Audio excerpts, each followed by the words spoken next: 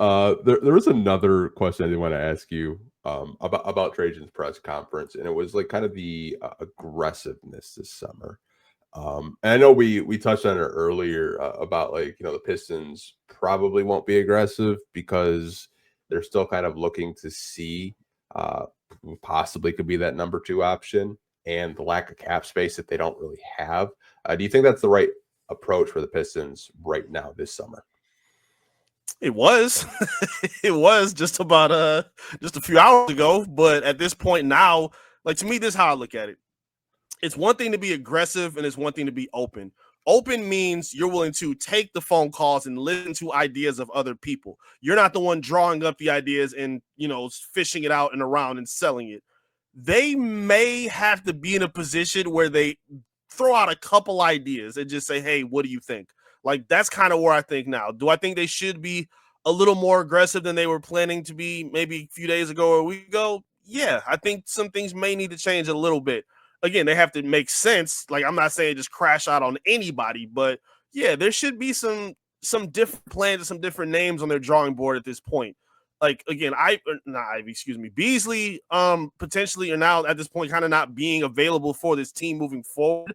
You have a lot of holes that you kind of got to fill in. Like, he really also too wasn't a great defender last season, but shooting and scoring at the clip he was, you were able to look past it and say, you know what? He's going on a heater. He's helping us come back in games like against the Sacramento Kings. Like, we need to make sure this guy is around. So you were able to overlook some of those deficiencies. So at this point now, again, some of that defensive deficiency is still there, but you now also have to look for more shooting to go on top of that, on top of another ball creator, which I'm kind of get back with Ivy. But the point is they are now in a bigger hole than they were, obviously, on both sides of the floor. So, yeah, I don't know. I feel like it was the right approach when he said it.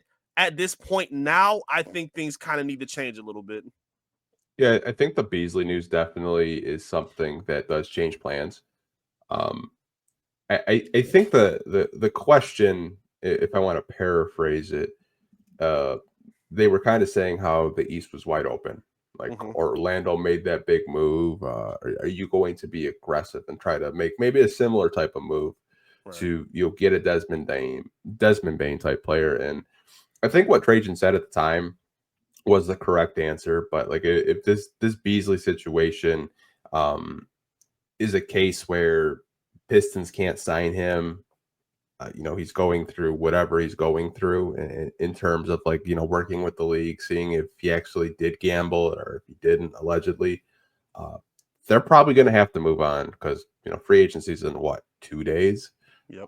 They're not going to wait for like a court case and appeal and all that stuff. They're going to want to sign guys now.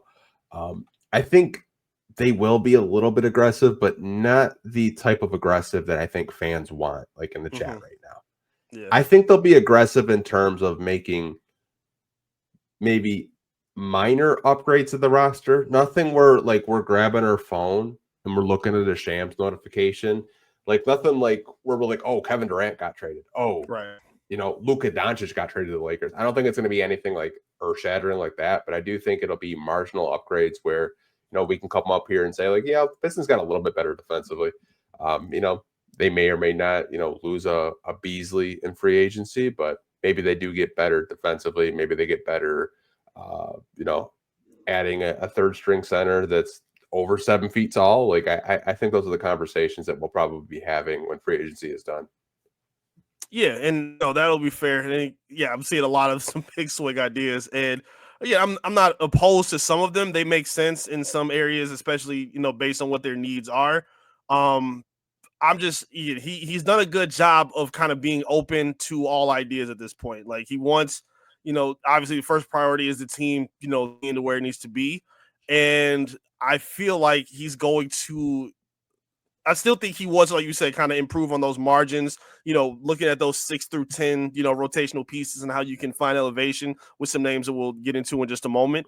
But yeah, again, I wouldn't rule out, maybe something big if something comes out. Again, to be aggressive and to plan it out and to, you don't want to put yourself in a position where you're getting finessed by anybody else. I don't think they would do that. But you kind of got to fish around and see like what maybe some other teams are feeling. We were just talking about New Orleans. It's got to be some kind of pieces or some teams that may be willing to pull the trigger on some different pieces to start a rebuild, because there's a lot of teams that are kind of in that purgatory type area right now, where they're maybe not good enough to be here, but not bad enough to be where they want to be in terms of a rebuild. So maybe you sacrifice to take a look at some of those pieces. So I don't know. I feel like he kind of has to maybe be a little more open minded than he was before. But again, I don't think that's going to be in a situation where he's cashing in all the chips to make it happen. Yeah, I think so too. I think fans they just want like acceleration. They want like the Zion names, the Zach Levines. Like they want the big fish, and I get it because it's fun and it's like very 2K-ish. Which I could go like build a Pistons super team and they could be champions in a year, but that's not real life. It's No, just not at not all. like it's fun to simulate and like see what you can get. But I mean, I think Trajan's approach has been pretty damn consistent, though. Like he said, I'm not gonna, push all my chips on the table. We're gonna build this the right way. I think they want long term success, if you ask me. I don't because I think there's a window where you could actually have a 2 to 3 year window and you push all your chips on the table and maybe you have a chance to win a championship, which should be the goal. But I Right. think what the organization has learned, and I think Tom Gores really got scarred from the Blake Griffin deal because look how long it took for him to rebuild from Right. scratch and ground zero and get to the point where you have young assets and you have your draft picks back. I think just from an organizational standpoint, I think the Pistons just want to have long-term success. And if they see an opportunity or a window to get a player that they think that can maximize this team with Kate Cunningham and Jaden Ivey and all those other guys, I think they'll do it. But I think for right now, we see guys like Santi Aldama, Nikhil Alexander Walker, Karis LeVert. Like those are like what C+, B minus guys at the end of the Yeah. day. Yes. Nothing crazy. Yeah, those are guys that are going to change life for you. And like, I love that you just brought that up too, because I saw a tweet from, shout out to Czar, I love Czar, because I brought up the same thing. Because a lot of people are saying, oh, well, we're just going to sit still, we're not going to make a splash, and we're likely not going to be one of those, Shams headline moves, and that's okay, because you don't want to force yourself in a situation like the Blake Griffin trade where Czar pushed back a little bit, saying like, hey, he helped us get here. He was one of the best players we ever had. I agree with all that. It's not even about Blake Griffin himself. It's how long it took for them to kind of rebuild and what the reward was for bringing him in. Like, yeah, that playoff appearance, not even the appearance, but the fact they were able to get to the playoff based on the back of his work was cool. But I mean, getting swept off, him being unhealthy, just basically the turnaround, and then having to rely on the rebuilds. People don't talk about this point a lot. The luck that came with it, like you got to be lucky to get that 2021 pick, number one.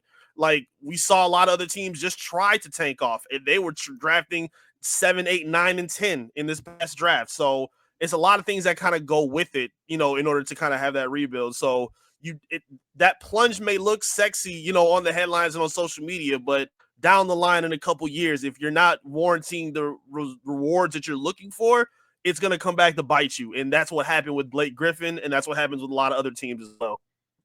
Yeah, I'll just say Blake Griffin had some of his best ball of his career. His knee just could not stay healthy, and that's not his Facts. fault. I mean, Right. Not he at all. dove for a loose ball, and it just he tore his meniscus.